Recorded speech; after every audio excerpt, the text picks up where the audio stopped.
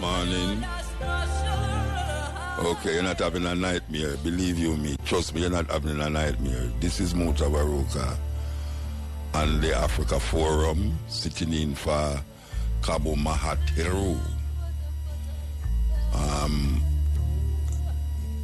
It's long time we don't do this program. Long time we don't do this program. Yeah. I mean, like, we used to do it in the early times when KaBu gone away and all, Africa and all them something there. But this is really something we used to do. So we're not really alien to it. And as we say, it's not a nightmare you have. It's Mutabaruka upon your radio in the Sunday morning. Yeah. So, okay. So, we're there with you. There's so much things going on. We have to mention some of them before we get into the crux of the matter. We hope to have Adwa, the Naya Bingi Bridging, we're going to talk about the Battle of Adwa. You know, a whole heap of people don't know about that, but we as the Rastafari, them, we always celebrate things that is Ethiopian. And that was one of the milestone in Africans destroying the great army of Italy. Well, that was the first time. Because them did come back again under Haile Selassie. But they came in Ethiopia hoping to colonize the country. But Taitu, the wife of Menelik II, run them out. So these is the times when we celebrate the Battle of Adwa. We also want to talk to Bert Samuels, Pan-African attorney at law, about the NIDS constitutional breach. I don't know if you know, but you have heard that a lot of the government websites have been breached. Somebody hacking at them, the one we deal with the travelers, and the other one with the COVID. So that is really something else because people have always been skeptical about the NIDS that the government wanted to roll out, and you know the Supreme Court did say no, and them come around the corner and do something else. You understand? Them do something else. And now this happening, it kind of left them in a bad light, bad taste in your mouth when you know it's the government that. We want to also talk to Michael Duncan, the president of the UNIE. We have been trying to get him all along now, but he's between New York and Liberia. We want to talk to him about the work that they're doing in Liberia and some very strange things that we hear that is taking place in Liberia. And then we're going to take your phone calls and all these things. You understand? But we say that Bobby Wine is in the news, in African news again. Bobby Wine, for those of you who don't know Bobby Wine, he ran for the presidency in Uganda recently. And them say him lose, him say him never lose. And that is debatable. But he's under investigation because Bobby Wine brought into Uganda a bulletproof car. Because I'm saying them try to kill him, bulletproof car. So now the government is really trying to figure out how the hell him get a bulletproof car in the country. Who him bribe, who send it and all these things. And well, him says a Kenyan gift, a brethren in a Kenya gave him it, but it never come in as a bulletproof. It was restructured, remodeled to facilitate a bulletproof vibes, you understand? So, them down upon the brethren. Bobby Wine was a brethren who come a rebel salute. And when they on the stage, I talk to him one at a time. You know, them way there. So if you don't know him, Bobby Wine, but he's a very popular youth in Uganda who say reggae and dancehall music influence him a lot. You understand? Okay. We want to also mention, which is really why terrible, more than 200 Nigerian schoolgirls kidnapped again. 300 Nigerian. You know, so some of the girls them already get kidnapped years ago. Some of them still not find them. Some of them all turn mothers and all them way there, you know. Yes, terrible.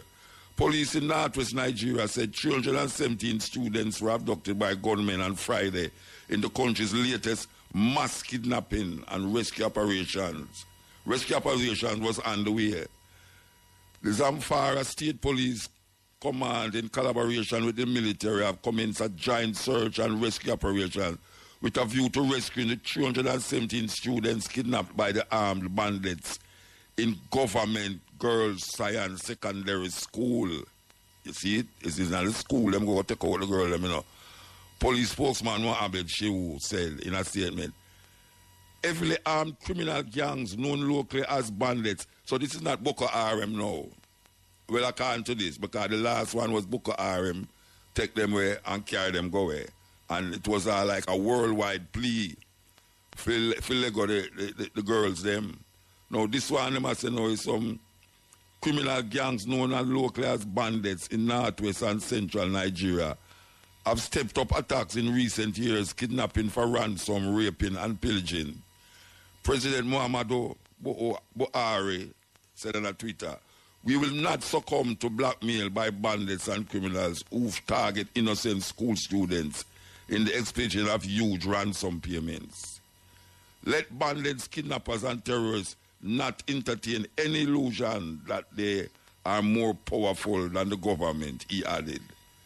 They shouldn't mistake our restraint for the humanitarian goals of protecting innocent lives as a weakness or a sign of fear. So this is really some serious thing. Here we go again. That's all we have to say. Here we go again. So we have to watch all these things we are going. Now, in a more lighter note, we have to talk about a lighter thing. You understand? Because, you know, the thing heavy. Lighter note in South Africa. You know that South Africa have the biggest, the most COVID patients. And they actually found a new strain there. A new strain. Okay. Yes. Yeah, we have a new strain there. COVID-19, Joburg hotel displays robots to limit visitors contracting staff. So the COVID-19 Joburg hotels, one of them is a main hotel still. What I'm telling them doing now, them using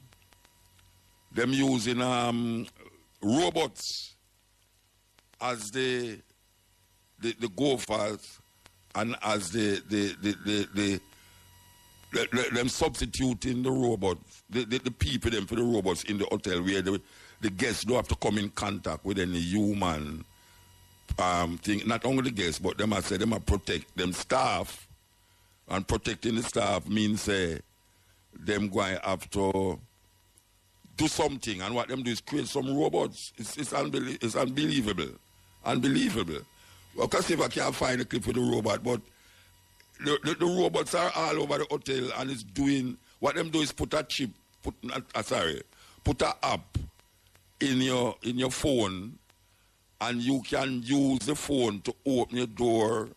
You can use the phone to open the elevator, and also instead of you have a phone in your room, actually, you can talk through your computer, through your phone to anyone who you want to talk to, plus downstairs in the lobby, and you can really order your food and everything. And the robot bring your food, come give you your breakfast. You think so them easy? I read this is a new way now. You know, but that is we are ahead of most things we are here still. Yes, we are ahead of most things we hear now. Imagine a robot in your hotel and walk up and dog. And I ask you if you're ready to go upstairs, if you have your key, and it will tell you, say, if you want to go into the pool, it say, well, you know, like the water is not warm enough at this time. The temperature of the water is this. And, hey, a serious thing. I go out in the earth, you know. Serious thing. I go out. You know, the Arab, them did make a robot, a female robot, and them actually make it a citizen. Yes, they make the robot a citizen. Believe you me, that is really a lighter kind of news. But yes, the next light news is this. Would you go to a restaurant that is hovering in the sky? Well, again, the South Africans have what you call a sky dining. Sky dining. What is a sky dining? It's a lunch in the sky. It's like a parachute and a hot air balloon in a one. And it's all about 15 diners. I mean, really, if you see it, if you can't go up on the internet and see it, go up on YouTube and see it. They're called sky diners in South Africa. You see them sit down with, I mean, like, and I eat and they get served, just like an ordinary restaurant. But this one is in the air. You go, you make your reservation and you go up in the air and dine in the sky. I tell you, what can we expect next? So, yes, this is another thing that we really want to mention. This is not to do with Africa, but it has to do with African people. For the older folks who listen to the program, you know, Billie Holiday. Billie Holiday, one of the greatest jazz singers in history.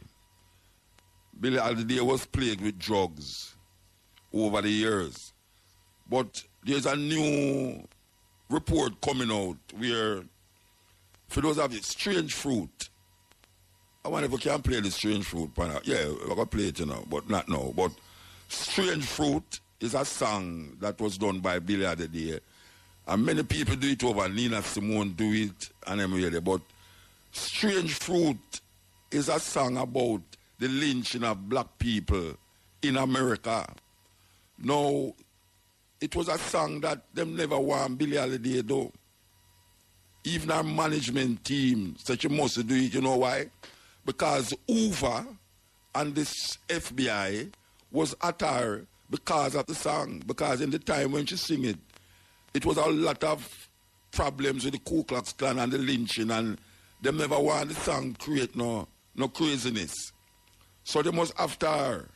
The U.S. government, them own her. As a matter of fact, some is suggesting that it's them kill her. Yeah, there's a suggestion that it's them kill her. Because she said she's not stopping singing the song because the people them want to hear the song. The people them want to hear the song. And now, this coming out now is a real serious thing. I think they make a movie about it too. Yeah, they make a movie about it. So if you have time again, as we say when the program done, go up on YouTube and put in Strange Fruit by Billie Holiday. It's the most expressive and serious song I ever heard a jazz singer sing. Serious song, Strange Fruit. So you can go to it and find out this Strange Fruit and what is this Strange Fruit. So we're there with you. We have something to read, but we're not going to read it now because, so we can't read it because we have a time here. We are working with a time here.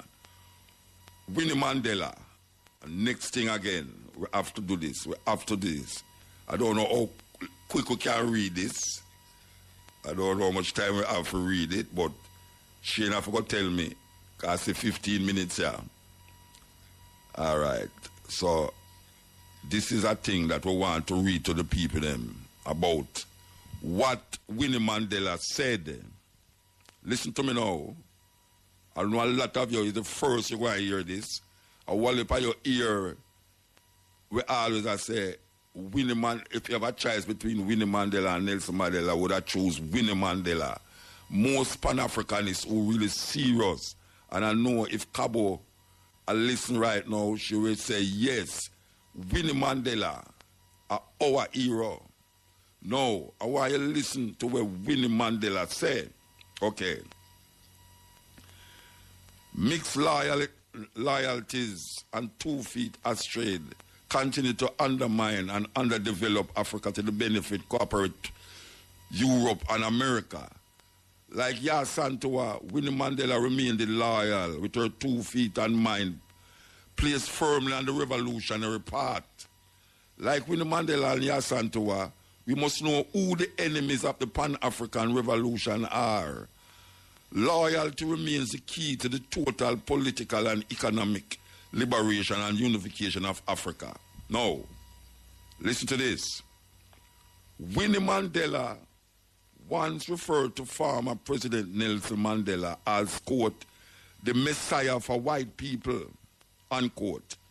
If you think about it today, it makes a lot of sense. Why Nelson Mandela wanted Cyril Ramaphosa to be his deputy after the Open Eburbs had successfully, these are some little guys, you know, yes, are successfully dictated. So Cyril is the last hope for white settler establishment after the departure of Mandela. Johannesburg struggle stalwart Winnie Mandela bitterly lashed out at Nelson Mandela in an interview published in the London Evening Standard this week. She said South Africa's first democratically elected president, who is also her ex-husband, had become a, quote, corporate foundation. I want to repeat that again. This is Winnie Mandela talk these things, you know. She said South Africa's first democratically elected president, who is also her ex-husband, had become a corporate foundation who was being, quote, wheeled out to collect the money. People, it's Winnie Mandela we are talking about, and we are talking about what Winnie Mandela say. She said that South Africa's first democratically elected president, who is also her ex-husband, had become a corporate foundation who was being wheeled out to collect the money. Winnie Mandela also called Archbishop Desmond Tutu a Kheru. In the interview with Nadira Napal, who visited her with her husband, the writer vs Napal in Soweto, Mandela let us down, said Winnie. Bad deal for the blacks. These are quotes. Mandela let us down. Bad deal for blacks. He agreed to a bad deal for the blacks economically. We are still on the outside. The economy is very much white. I tell you, no, we even love our more debt now. The economy is very much white. It has a few token blacks, but so many who gave their lives in the struggle have died unrewarded, said Winnie in the interview published www.standard.co.uk. She said Mandela had no control over the ANC anymore and was just being used by the Nelson Mandela Foundation to get funds. Look what they make him do. The great Mandela. He has no control or say anymore. They put that huge statue of him right in the middle of the most affluent white area of Johannesburg. Read it again. They put that huge statue of him right in the middle of the most affluent white area of Johannesburg. Not here, where we spilled our blood and where it all started. You talk about Soweto. But you know, so there is a statue of Nelson Mandela in England. Mandela is now a corporate foundation. This is a quote from Winnie. Mandela is now a corporate foundation. He is wheeled out globally to collect the money and is content doing that. The ANC have effectively sidelined him, but they keep him as figurehead for the sake of appearance. Others also suffered, Winnie said. Mandela was not the only leader who suffered. This name Mandela is an albatross around the necks of my family. You all must realize that Mandela was not the only man who suffered. There were many others, hundreds who languished in prison and died. Many unsung and unknown heroes of the struggle. And there were others in the leadership too, like poor Steve Biko. Oh gosh, man, she mentioned Steve Biko in the article.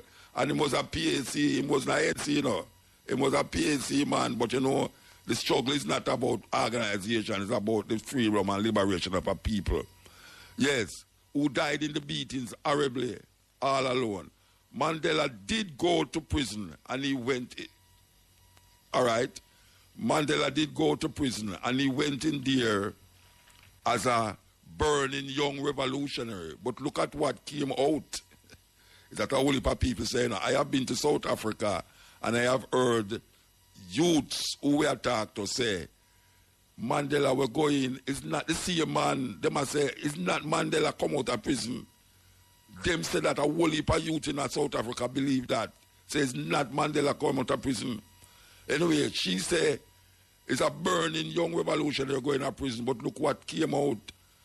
When Mandela criticized him for accepting the Nobel Peace Prize. Oh, gosh, man. The first I hear them thing, I know. When Mandela criticized him for accepting the Nobel Peace Prize with the apartheid government last President F.W. de Klerk, a whole heap of people did a skin up them face and I wonder about that too. I mean, if him wanted to get the Nobel Peace Prize, it would be one thing. But for them give, it's a slap in the face of African people.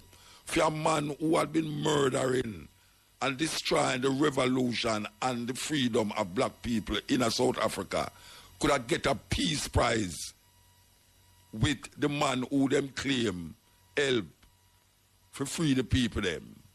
So when you say, she criticize that, imagine you give a Nobel Peace Prize to a man who did a kill way, and then you, Mandela, accept it. I cannot forgive him for going to receive the Nobel Peace Prize in 1993 with the jailer F.W. de Klerk. Hand in hand, they went. Do you think de Klerk released him from the goodness of his heart? He had to. The times dictated.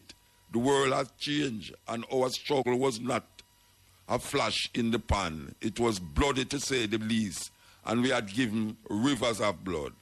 I had kept it alive with every means of my disposal.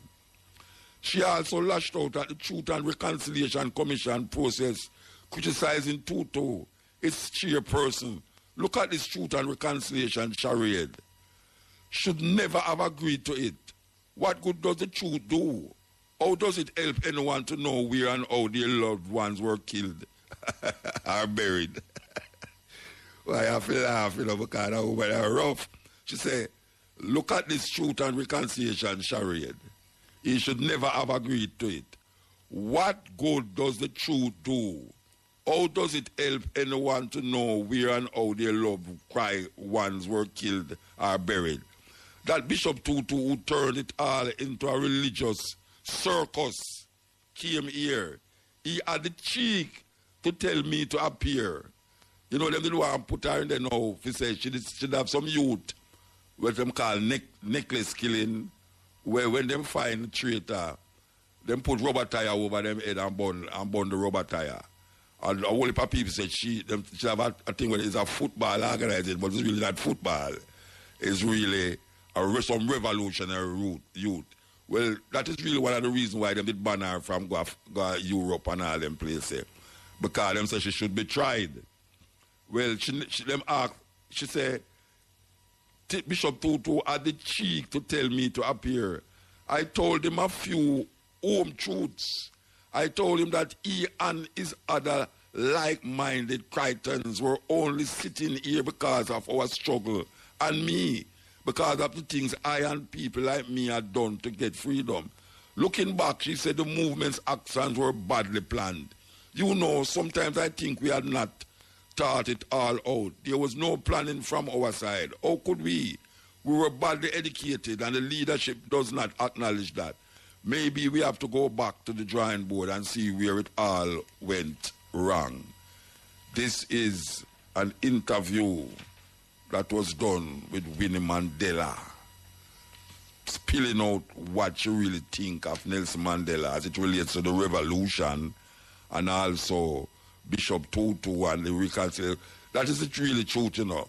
What is it, if a man kill your people, what is it that make you supposed to feel good because him come and say him kill your people, and there is no repercussions to it. Because look here, the man, one of the man them, as the, what you call it, the doctor of death in South Africa, who was putting anthrax in the T-shirt them, the NC T-shirts, and also was developing viruses. People, listen to me, this is not no conspiracy. This man come into the Truth and Reconciliation and spill him guts by saying that there was an experiment where they were making virus to attack African people. You know, so you have those things. It affects one certain people DNA or certain people, but it don't affect the rest of other people. Yeah, they make it that way. They make it that way. And the man coming at the court and admit to all these killings. And guess what? Him is walking the streets of Johannesburg, said we in South Africa. Him is there. Nobody's troubling him.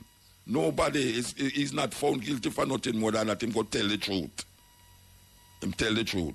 So here we now. Winnie Mandela, I am 110% and more with Winnie Mandela from them time there until now.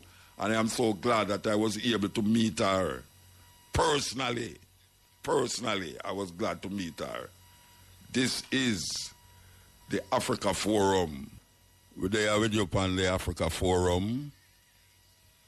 And it's beautiful. The day, that's where the sunshine I come up here now, you know. Believe you me, the sunshine look wonderful. You know, we mentioned to you that we're going to have an interview on the Battle of Adwa. The Battle of Adwa is an Ethiopian, I don't want to say event, but it was a war against African people. And we don't want to say just Ethiopians. Europeans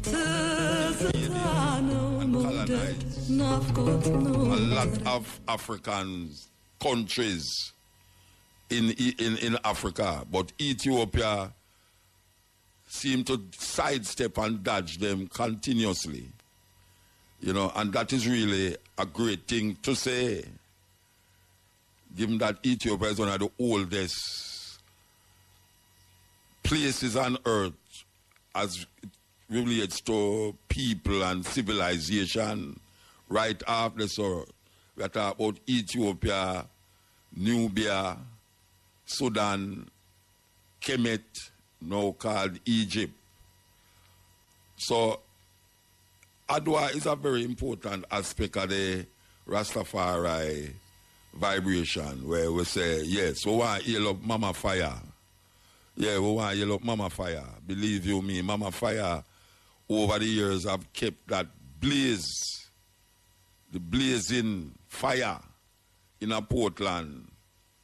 You understand? We know, say, the COVID thing and all them something did not allow her this time, but we say she has imprinted it in our she have imprinted it in the whole of her mind. So we say we continue that way. We continue that way. Okay. So we are going to line up for the interview.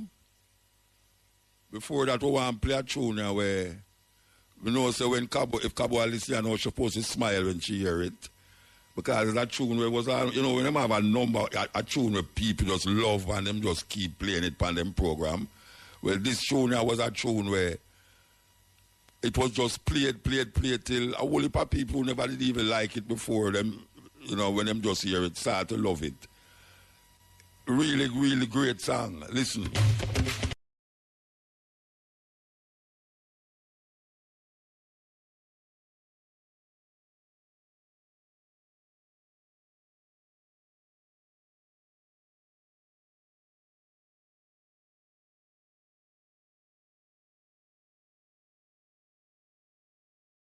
And say, yes, my people, you make the tone now to make white colonialist predators know, say, we now roll over and play dead. We are going to fight for a right. So we give thanks to the Asian Revolution out in 1804 when we get that victory there.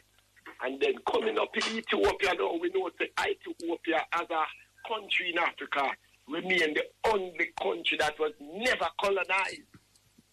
So when Europe come carve up Africa, a set of predators sit down and try carve up Africa, who own this, who own which state, who own which country. Italy never in the squabble, I don't know where them did they probably appear mind to other things, so them end up never get none of the African territory. So about 1884 now, them make a little purchase and all a little piece of land close on the border, Ethiopia, close to Eritrea. And then some little treaty thing with England. England become a sellout for Ethiopia. And over back all piece of land to them. So the Italians was right there on the border, owning this piece of land, and then start encroach over into Ethiopia. So you know, Emperor Menelik the second, I say, yo, them Italian here look like them want come closer into our border. Him right to the relevant authorities, the league back in them days, and I said to themselves, listen, an encroachment to take place. Him right to the Italian government, I said, listen now, understand, so the claim to be Christian, we Ethiopia is historically Christian, and we are set to win it. Look away for two nations where claims that they are Christians, they fight over land. We don't really want this. We are begging to do. Please advise the people. The guys them decide not. Them decide to want to hold on to a piece of Ethiopia. So Menelik and them armies decide to no man, this thing not going to go on. About 1889 now. One treaty got signed now, the treaty with Charlie, when Menelik and the Italians them sign a treaty. The Italian version of the text of the treaty was saying that Italy must become a protectorate for Ethiopia. But Menelik said, listen, I don't understand Italian, so I have to sign the treaty in Amharic. That's the language I understand. The Amharic version says Italy might become a protectorate based on the agreement. So the main clause to Menelik and with the treaty, once a might, once a must. So Menelik hold on to the one where say Italy might, if certain arrangements is made, Ethiopia would have to consult with Italy on governmental matters. Well, that treaty they go on until when them start encroach now up into Ethiopia and it become a matter now and Menelik decides to here now. This thing you have to go deal with in a peaceful manner. We Ethiopians are pursued by a peaceful means. It so happened that them get linguists now to come to Ethiopia to try and annul or bring a clarity to this treaty. In the midst of it was the shrewd Empress Taitu sat down, in the diplomatic discussion and listen what was happening. So Taitu, when she listened, the two treaties read, one in the Italian version, one in the Amharic version. The linguists then actually rule in favor of Emperor Menelik. That Emperor Menelik is right. What he signed to don't give you Italy the mandate to be protectorate over Ethiopia. So once Taitu hear that, Taitu just grab up the treaty and rip it to pieces and say, listen now, you Italians trusting around the guns and bombs, but we Ethiopians trust in the God of Ethiopia. You see, if it's war, we don't want war, bring it on, because the ark of God will be on our side and we will meet out there on the battlefield. So Taitu does say, listen, I know this big heap and diplomacy thing, The fact is Ethiopia is ours. The thing could go. We have to sit down and make be our teachers and we students. No, we're not going to rule over us. Ivan. Yes, I. You must mention that Taitu was the wife of the Emperor Menelik. Exactly. Yeah, the people know that she was not the outsider, yes. She was the wife. You don't know, right? Yeah, man. So I just say, as Muta rightly I put the clarity now, Taitu, the empress of the reigning Emperor Menelik II, she sat at the table But just decide to know, this thing I go too far now. Me swear to head, you know. Oh, you know what we be, you know, students and we teachers, you what now. Rip up the treaty and make it realize a war, you know what, bring it on. So, right away, Italians and sisters, yes. The Ethiopian queen decides it's war because they're not back down. Menelik decides they're not backing down. The linguists then give the right to Menelik. So in terms of brains, they could have said the Ethiopians won the battle, the intellectual battle, because they were correct, the Italians were wrong. So the Italians, them as you know, them have more arms than we. Them have massive whole heap of arms from the Eritrean border. Them have the traitors, them out of Eritrea, ready for fight on them side. But at the time, Emperor Menelik was also having internal problems, because you did have conflict now with Johannes and Mangasha, and you know, the different tribal leaders that bound to power. So there was internal skirmishes and conflicts within. But here were Menelik, you know. Menelik summoned the whole of them to the imperial palace and said, listen now, there's an enemy we are come to come take the land.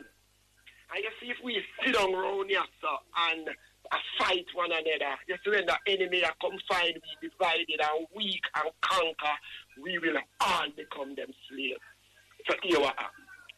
Mangasha, you see the problem here, you did have to put that aside. And all around, put that aside. Shower Passy and Hood over this one, the little gang kill them here and now. We have a one common enemy, make we meet each other on the battlefield and fight this enemy with the unity we have as Ethiopia.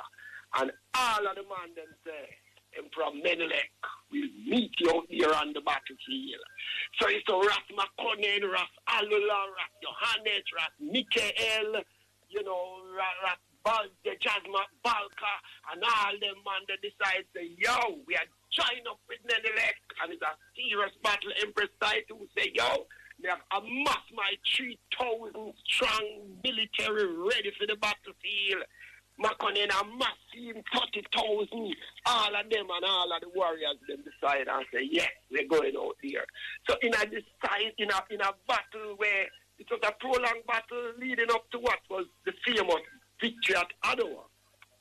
Like you'd have the Battle of Portland and then the Battle of St. Mary, and which is the different provinces in Ethiopia. So you have, you know, different provinces where they must fight the war. But it was now coming closer up now into Adwa, where this victory now, where the Ethiopians then decide, you know, Menelik call out the church and say to the church, listen, priest, you know, go and pray while fighting, you know, we don't just want to do out there. So the stay home at church and I pray we are go out on the battlefield. This was the last time the Ark of the Covenant, as we go through prophecy and we see how the Ark of God was brought onto the battlefield with the children of Israel. History record that this was the last time the St. Maryam of Zion, the Holy Tablet, was physically brought onto the battlefield. So in Adwa now, when Taitu decided now, because Taitu had a sister now. Taitu's sisters was also another great sister that once they really mentioned a sister named Azalet. She was Taitu's sister and sister in battle too, because they have a massive army with a strategy that they would deprive the Italians of them drinking water.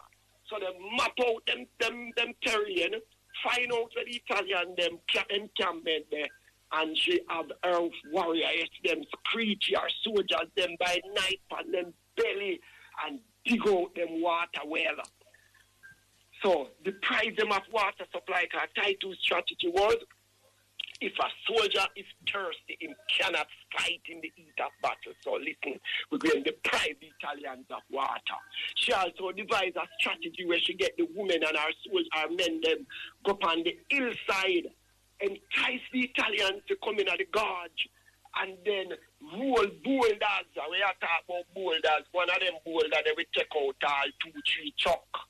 And in those areas now, it's caravans of mules with ammunition. So Taitu's strategy now was working, because she had them on the hillside, throwing boulders down, and she deprived them of the water supply, and she spent her time with bandages and ailments to cure the wounded soldiers. Then so she was busy, she and her sister and them army carry out her work while Makonde, Nedelek, Alulu and them man on the front line await some serious battle against the Italians.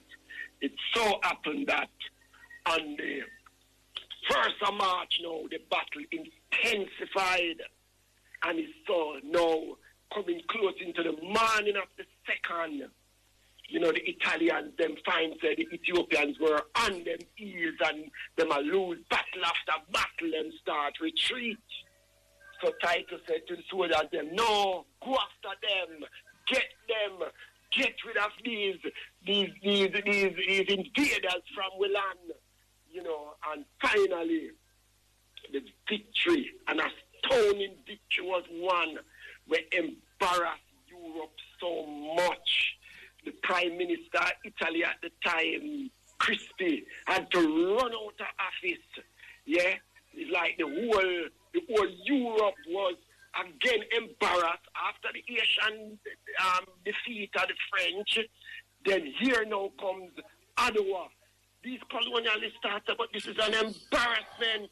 This is now going to motivate the other black world under subhuman bondage to rise up against domination of these colonialists.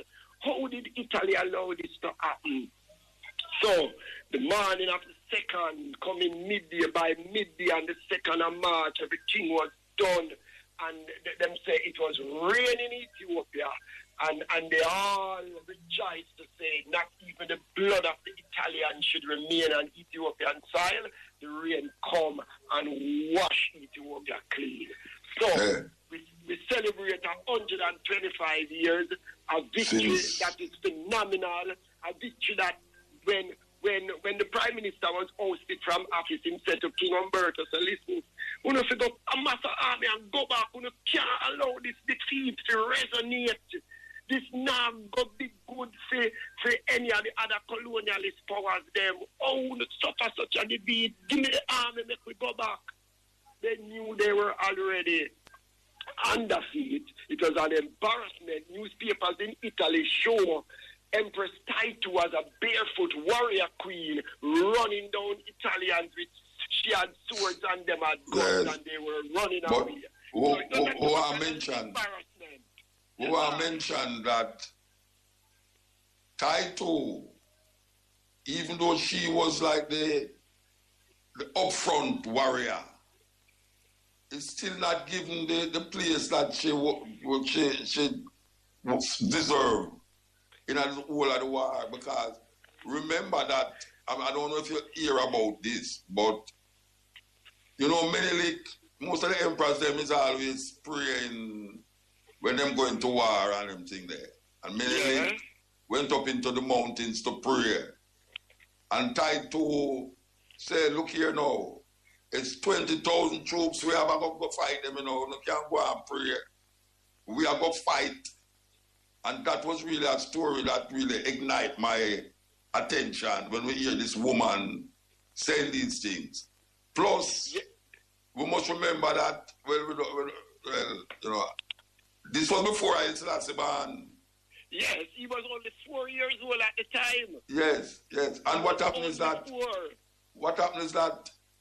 when you just said a while ago that the Europeans was really embarrassed about it, that they really have to go back. They actually did go back in 1935. Exactly. When they attacked Ethiopia again under Mussolini.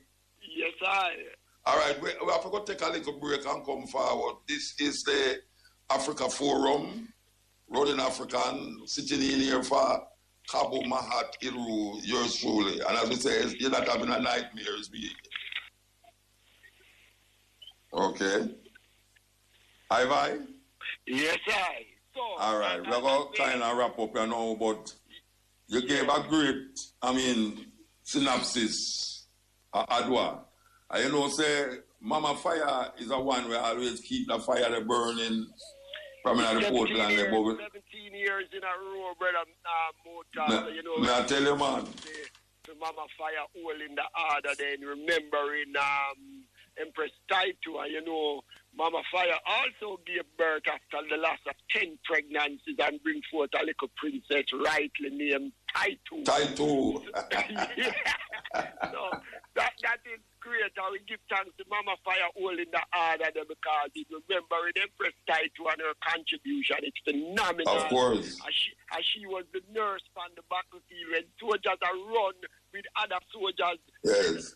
Taitu back them up and say, well, I left the battlefield and go. Put down the wounded. That's my part of the work. I have my team ready. So she was that team where motivate the soldier them. Say, listen, go on back to battle. Leave that alone. We deal with that. So the work of Empress Taitu phenomenal. You had some great generals of Adwa that became great generals when Mussolini came forward and things. So it's a great victory. It's 125th year. We give thanks to the global space. We have celebrated, via Zoom, all over the globe. Rastan, Ethiopia, big celebration as of yesterday to today. Same way. So anywhere Africans meet of consciousness today is a day to be celebrated because it's a victory that set the tone now. Say, when we go to Ethiopia, when we go to Ethiopia the first time, and we talk about Taitu, I will say, how come no woman statue in Ethiopia? Taitu suppose, it's like they must take them back, so we say that, it's like, them never ever think about that. Never even thought about it. Yeah, so Taitu was a great warrior. She's among the greats like Asante and all these people, Yeah, should be remembered like that because her role in Adwa has been very heroic. I mean, very outstanding. She was like the nanny of the Maroon, the Taitu of Ethiopia, Yes, and I mean, Africa, Ethiopia about our great queens. I mean, the queens were up front in battle. Remember, Candice met Alexander the Greek after run. I mean, our history of great fighters were all Asante in Ghana. Asante of Ghana. We made the English have a run. So some great warriors. Winnie Mandela. Exactly, of South Africa. Yeah. Keep her confined and all this. I don't know if you hear the thing we just read. Yes, man, and very important. I would have even read more in depth because this is the side of things that we could have only heard about it from her herself. Of course. Yes, Yes, sir. All right, brethren, give thanks. Give thanks. Yes, give thanks, Muta. We give thanks and we want them out in Mama Fire out there in the White Rock area, just love and blessing, we give thanks. Victory at Adwa, as achieved. I mean, I say give thanks also to Mama Fire, who keep the fire blazing up in a Portland there, We have been able to contribute to that that celebration a lot of times, and but it'll come forward again, I mean, physical movements will come forward again. We have no doubt about that. No doubt. Very optimistic. Give thanks, Muta. Yeah, man, Isaac. Enough love. Yeah, this is the Africa Forum. We just start. I don't know for those of you who just wake up, but we'll talk about Billie Holiday and this tune where she did make name Strange Fruit, and the FBI with Hoover was hounding her, and it is now being alleged that music caused her death, and we all know that she was really in a drug state, really. But them is now wondering if certain things will happen because what them they do was infiltrate our group. Because so them couldn't go send a white man in a Harlem really to go really deal with certain things. In them days there, it is almost like no whites allowed in Harlem. Now it becomes gentrified. If you go to Harlem right now, I tell you all Bill Clinton down there. But the center an agent amongst them, and the agent was to influence her to stop singing that song, Strange Fruit, when I show them. And it reached all our management, where our management, them start to become scared that she must sing, and them even try to tell her not to sing the song neither. And the woman, you see, it look like today we are dealing with pure woman vibes at all, because the woman, them always rise to the occasion when it's necessary and important at the right time. At the right time, them always raise to that situation. We can remember all Amy Ashwood Garvey and Amy Jakes Garvey. So much female who have struggled and liberated a whole heap away, who claim say we are so revolutionary too. Sometimes the female actually really go into it and say, look, you need to be liberated from your liberation. But them send this guy Monk's Billy Holiday team for really say, look, you see that tune there? We just say this because of the power of music. I know people use the music more time for really deal with a case. So that's why we have to really tell the youth them right now, say, look, music is a very strong force. Very strong force, because enough artists go through and get fly high and get broke because of certain things we must say. You know, what all white guy named John Lennon and all them one day, even a white guy shoot him because he must say certain things and he must live another way. But certain man make up impression with music. What even Bob Marley, music. And we know say Bob Marley was on the radar also. Bob Marley was on the radar also with the FBI. Because when Bob Marley rise up with the song them when they sing, it was a time of black power and, a whole heap of little things are going on in America, and them never want a next man to come now, to come upset the apple cart. You understand? They never want him come upset the apple cart. So, them did watch him.